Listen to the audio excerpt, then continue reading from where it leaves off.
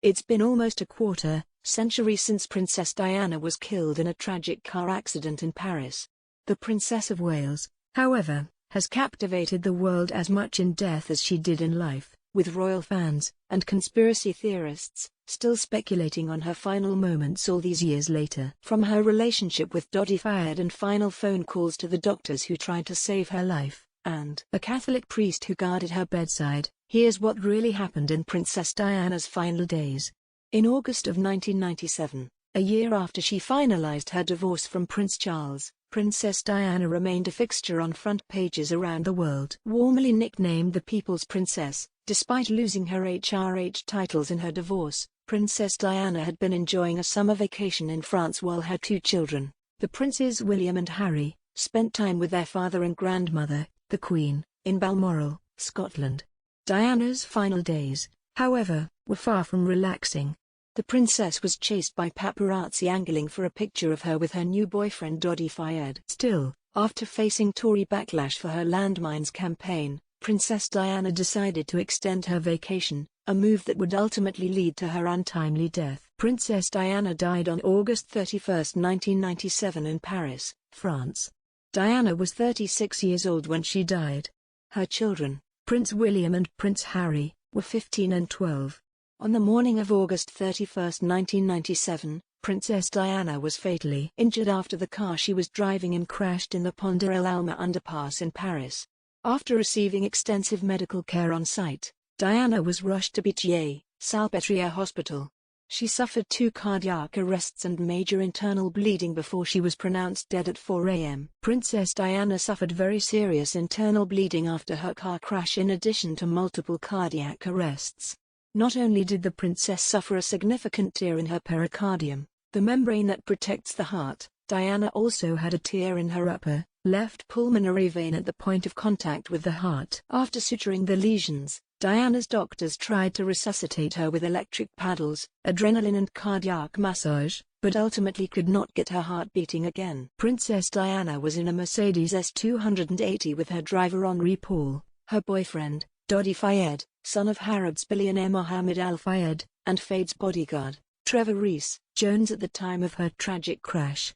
Paul lost control of the vehicle and smashed into a concrete pillar in the tunnel at about 65 miles per hour, twice the tunnel's 31 miles per hour speed limit. Dodi and Paul died on impact. Diana later died in a French hospital. The only person to survive the crash was Rees Jones. The group was being pursued by paparazzi moments before the crash.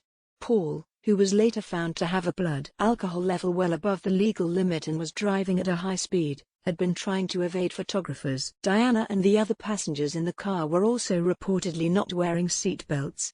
Seconds after the accident, an off-duty doctor named Frédéric Méliès pulled over to help the victims of the crash.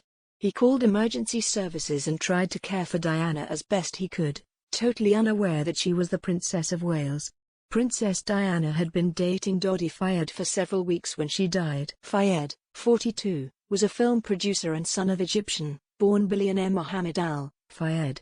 Fayed formed a production company that helped finance 6 Hollywood films, including Hook, starring Dustin Hoffman, The Scarlet Letter, starring Demi Moore, and Chariots of Fire, which won Academy Award for Best Picture in 1981. A notorious playboy, Fayed was married to model Suzanne Gregard for 8 months in 1986 and proposed once again to model Kelly Fisher in 1997. Despite his engagement, Fayed also began dating Princess Diana in July of that year. Fisher sued Fayed for breach of contract after he left her for Diana, but the suit was dropped after his death. There is a lot of mystery surrounding the late royal's final few hours, but it's believed Princess Diana uttered her last words after her boyfriend Dodi Fayed was removed from the car. "Oh my God, what's happened?" Diana reportedly exclaimed from inside the vehicle. The princess was then taken out of the Mercedes S280 as well, but her heart stopped beating when she was moved from a wooden board to a mattress meant to stop her from moving. Before the crash, Diana spoke to her son Prince William, her butler Paul Burrell and her good friend Susie Kassam. She also called her trusted confidant and the Mail's royal correspondent Richard Kay on her mobile. She was a little agitated, Kay later recalled of the conversation. Her plans had gone awry. She was anxious to get home to see her boys, and there had been those scenes in the afternoon with the paparazzi racing after them when they'd arrived in Paris. She felt very trapped by the photographers. Kate continued, her last words to me were something like, "You've been working hard. Get a good night's sleep, unplug your phone. I'll speak to you tomorrow and we'll meet on Monday." Princess Diana was living at Kensington Palace when she died, but spent part of her last summer traveling in France and along the Mediterranean. In the hours following Princess Diana's death, her body remained unmoved in the French hospital at the royal family's request. Father Yves Marie, a French Catholic priest, stood guard over Diana's body, although no security guards stopped other visitors, including high-ranking French officials such as the president and his wife, from going in and out of the princess' hospital room to pay their respects. Some of Princess Diana's closest friends, family and staff flew to Paris to retrieve her body and bring her home to Britain. Prince Charles boarded a flight from Aberdeen to Paris along with his two former sisters-in-law, while Diana's butler, Paul Burrell, and her driver, Minder Colent Butt, managed to get last-minute plane tickets to France. Once Burrell and Butt arrived, they secured Diana's room, requested air conditioning units be brought in to preserve her body, since the royal family requested she not be sent to the morgue, and organized clothing and embalming for the princess.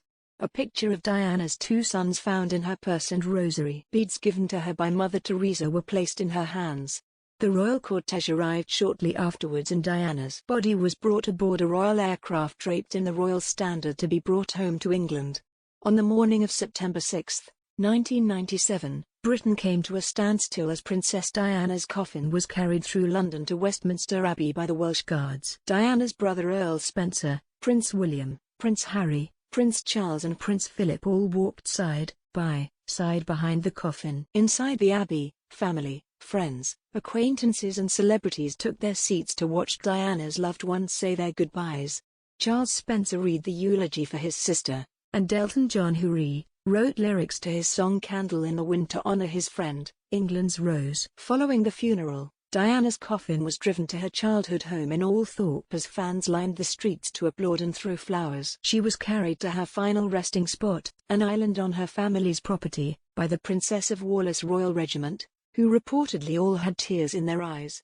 Reverend Victor Malan, the Spencer family, Prince Charles, Prince William, Prince Harry, Paul Burrell and Colin Tebbett all said their goodbyes during the burial service before going back into the house for tea. In 2017, Jean-François Moussa, the original owner of the Mercedes S280 Diana was driving in on the night of her tragic crash, made headlines when he announced he wanted to put the car wreckage in an American museum, stating that the car was still legally his although he hadn't seen it in nearly 20 years. In fact, the whereabouts of the vehicle is somewhat of a mystery. After being stored somewhere in France following the accident, the Mercedes was shipped to London in 2005 for forensic tests during an inquest into Diana's death. 4 years ago, a source told the Mirror that Princes William and Harry wanted the vehicle disposed of discreetly, even though legally the car had to be returned to its owner. It's currently unclear if the vehicle was ever sent back to Moussa in France, who was really responsible for Princess Diana's death. 7 Conspiracy Theories. Everything you need to know about Princess Diana's funeral.